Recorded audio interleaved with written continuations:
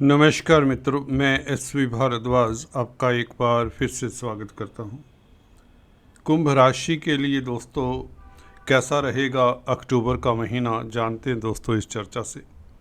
अगर आपको अपना लगन मालूम है तो यह चर्चा आप लगन से भी देख सकते हैं। ग्रहों की स्थिति कुछ इस तरह से रहेगी। इस महीने 4 ग्रहों का परिवर्तन होगा।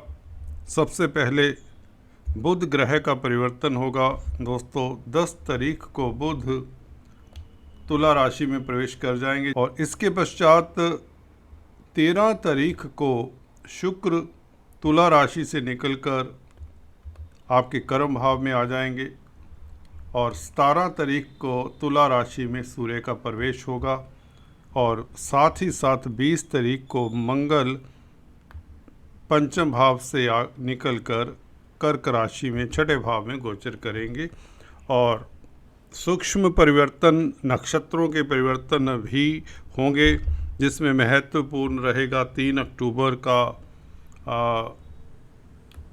शनि का नक्षत्र परिवर्तन, जो कि शतभिषा नक्षत्र में गोचर करेंगे, जो कि राहु का नक्षत्र है और राहु उत्तरा भद्रापद नक्षत्र में गोचर कर ही रहे हैं। तो ये नक्षत्र परिवर्तन का योग आपके कई प्रॉब्लम्स को सॉर्ट आउट करता है, आपके कई दुखों का अंत करता है। साफ लफ्ज़ों में कहना चाहता हूँ, कोई ऐसी बात होती है कि दोस्तों किसी को धन की प्रॉब्लम है, किसी को कारोबार से रिलेटेड कोई प्रॉब्लम है, किसी को व्यापार नौकरी से, रिश्तों से, उन सब के लिए ये राहु और शनि का नक्षत्र परिवर्तन रामबाण का कार्य करेगा।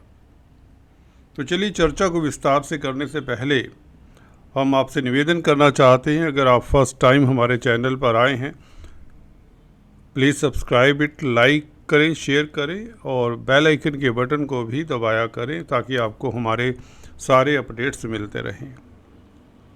बुध दोस्तों विपरीत राजयोग की स्थिति में गोचर तो कर रहे हैं, परंतु केतु के साथ हैं। केतु और बुध मित्र नहीं हैं, मैं अक्सर बताता आया हूं। इसलिए बुध का उच्च का होकर अष्टम भाव में बैठना, सप्तमेश के साथ बैठना, ये कहीं ना कहीं सप्तम भाव के फलों में सप्तम भाव के सुखद फल मिलने में बाधक है। केतु का बुध और सूर्य के साथ मेल होना, दोनों ही दोस्तों केतु के मित्र नहीं है। हालांकि सूर्य बुध परम मित्र हैं। बुध द्वितीय राजयोग बनता है। बुध का उच्च का हो जाना आपकी बुद्धि कुशागर रहेगी, बौद्धिक बल के चलते आप ऊंचाइयां छूते हैं, आप पॉजिटिव रहेंगे। स्थितियां भले आपके विपरीत भी प्रेजेंट हो या चैलेंजिंग स्थितियां आएँ, ये जो बुध का उच्च का हो जाना, वैसे भी पंचम भाव के मालिक का उच्च का बैठना अष्टम भाव में अचानक से लाभ के योग भी बनते हैं। कन्या संतान को लेकर कुछ ना कुछ मन में दुविधा फिर भी रहेगी, क्योंकि बुध कन्या संतान के बुआ, बेटी, मामा पक्ष के कारक भी हैं। तो इसलिए आपको केतु के उपाय करते रहना चाहिए, जो आपके आत्मिक बल में भी वृद्धि करेगा। ये उपाय, इसका उपाय अभी बता देता हूँ। काले सफ़ेद कुत्ते को कुछ ना कुछ खिलाते रहें। अगर काला सफ़ेद कुत्ता आपको नहीं मिलता तो आपको गणपति जी को दूर्वा चढ़ाना चाहिए। बुधवार के दिन गणेश जी की आरती करनी चाहिए, गणेश जी की पूजा करनी चाहिए और चींटियों को आटा शक्कर जरूर डाला करें, जिनकी केतु की खासकर दशा अंतरदशा है या बुध का पीरियड चल रहा है। इससे आप बहुत बड़े सुकून का अनुभव करेंगे और आपके कार्यों में अवरोध कम आएंगे। तो बुध 10 तारीख से बेहतर स्थिति में आ जाते हैं। भाग्य स्थान में बैठा हुआ पंचम स्थान का मालिक दोस्तों, पंचम स्थान आपके पूर्व पुण्यों का भी होता है, अक्सर बताता आया हूँ। भाग्य स्थान में बैठेगा पंचमेश, तो भाग्य के कारण आपके पास अगाध धन आने वाला है और संतान को लेकर चिंताएं दूर होती हैं। छात्र हैं तो प्रतिस्पर्धाओं में उत्तीर्ण होते हैं। एटलीस्ट हायर स्टडीज़ के इंस्टीट्यूट में आपको एडमिशन मिल जाती है। अगर आप इसी तरह का कोई कंपटीशन दे रहे हैं तो उसमें सफलता मिलती है, कोई शुभ समाचार मिलता है, क्योंकि बुध कम्युनिकेशन के कारक हैं। इंफॉर्मेशन टेक्नोलॉजी, कंप्यूटर लाइन, इस तरह के कामकाज जो करते हैं, खासकर जो कमीशन का कामकाज करते हैं, लाइजनिंग का कामकाज करते हैं, उनके लिए स्थितियां बहुत बेहतर रहेंगी। इस अवधि में छोटी बड़ी यात्राएं होंगी और विदेश यात्रा के योग भी बनते हैं। अगर आप विदेश सेटल्ड हैं तो भी आप भ्रमण करेंगे और एक्सपोर्ट इम्पोर्ट का कार्य करने से आपको लाभ होगा। शुक्र की बात करें तो शुक्र दोस्तों 13 तारीख तक यहाँ पर रहेंगे।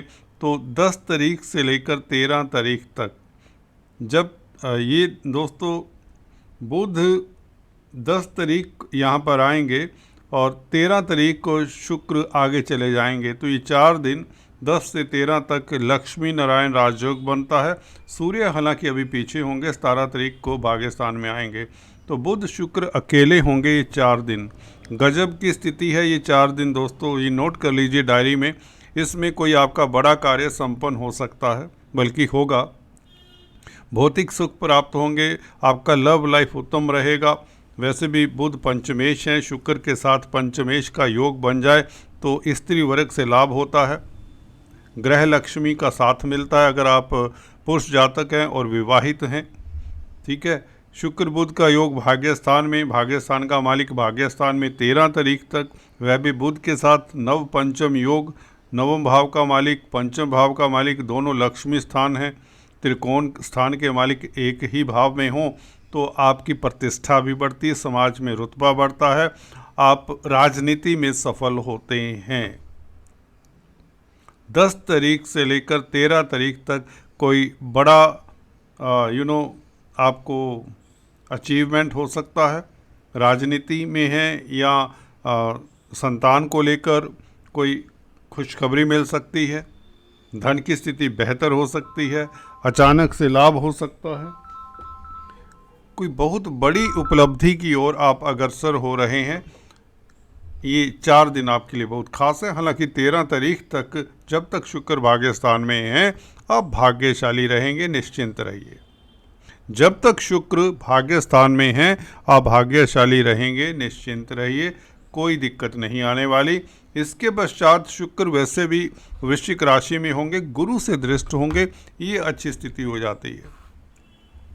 गुरु 4th हाउस में बैठकर, हालांकि 9 तारीख को वक्री हो जाएंगे, इसके ऊपर भी टिप्पणी करेंगे, परंतु गुरु की दृष्टि शुक्र के ऊपर देखिए। शुक्र जहाँ पर आपके भाग्यस्थान के मालिक हैं और चतुर्थ भाव के मालिक हैं, अपने भाव को देखेंगे शुक्र सप्तम दृष्टि से सुख भाव को, तो वृश्चिक राशि में होते हुए भी शुक्र आपको सुखी करते हैं। ज़मीन जायदाद प्रॉपर्टी का फ़ायदा होता है, मातृ सुख मिलता है, पेरेंटल प्रॉपर्टी का विवाद आपके हक में उसका फैसला हो सकता है। गुरु शुक्र का संबंध हो, गुरु जहाँ पर धन भाव के और 11वें भाव के मालिक हैं, शुक्र भाग्यस्थान के और सुख भाव के मालिक हैं, तो ये बहुत बड़ा राजयोग हो जाता है। भाग्य के कारण आपको लाभ होता है। और अगर आप काउंसलर कंसल्टेंट हैं, किसी तरह के वक्ता प्रवक्ता हैं, तो आपको बहुत लाभ होगा। फाइनेंस के क्षेत्र में तो स्थितियां आपके लिए लाभकारी रहेंगी। शुक्र से संबंधित कामकाज करते हैं तो भी बेहतर स्थितियां रहेंगी। कला प्रेमी हैं तो कला के प्रति आपका रुझान होगा, आपको लाभ भी होगा। स्त्री वर्ग से संबंधित कामकाज करते हैं तो भी आप लाभान्वित तो होंगे। तो शुक्र गुरु का ये संबंध, दो बहुत बड़े ग्रह और दोनों शुभ ग्रह आपके केंद्र में होंगे तो आपको सुखों से भरपूर कर देंगे। आपकी ज़िंदगी, ये जो फेस्टिवल सीज़न है आपका बहुत बेहतर जाने वाला है। खासकर शुक्र का कैरियर के भाव में, आपके कारोबार के भाव में बैठना शुक्र का बहुत उत्तम स्थिति है। धन आएगा, इनकम का ग्राफ बढ़ेगा, रोज़मर्रा की इनकम बढ़ेगी।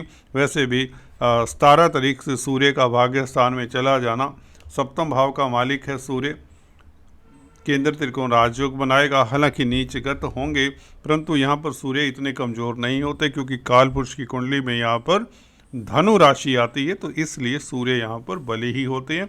नीच भंग की स्थिति मिल जाती है इस सूर्य को, क्योंकि वैसे भी गुरु केंद्र में हैं और सूर्य यहाँ पर गुरु के भाव में माने जाते हैं, क्योंकि काल पुरुष की कुंडली में धनु राशि होती, तो सूर्य का गुरु का स्ट्रोंग होना सूर्य को बल देता है। तो कुल मिलाकर ये था मोटे तौर से राशिफल। अभी चलते चलते मंगल के गोचर की बात कर लें।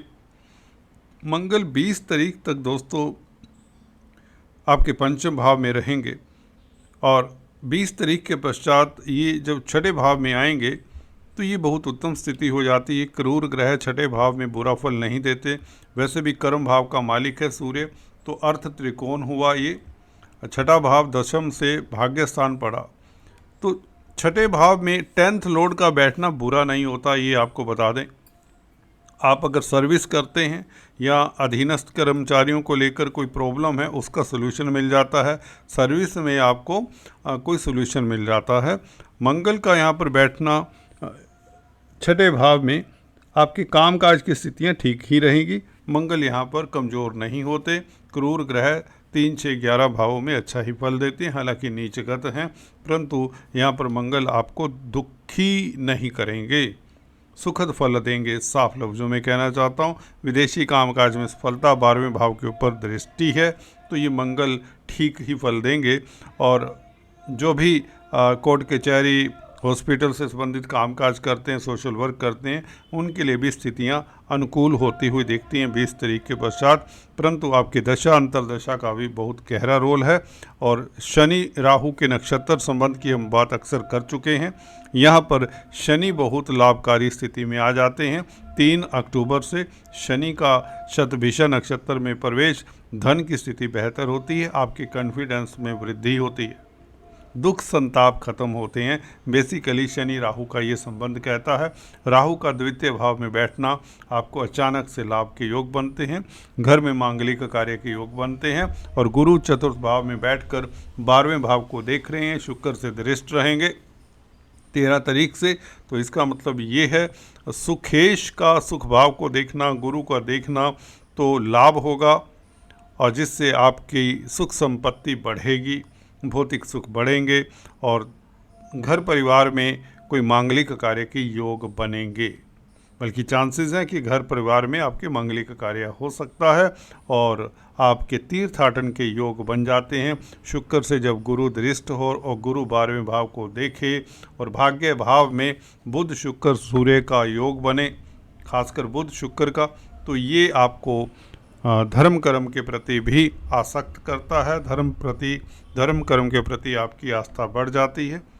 कुल मिलाकर आज इतना ही दोस्तों। अच्छा समय है, अक्टूबर का महीना बहुत लाजवाब रहने वाला है।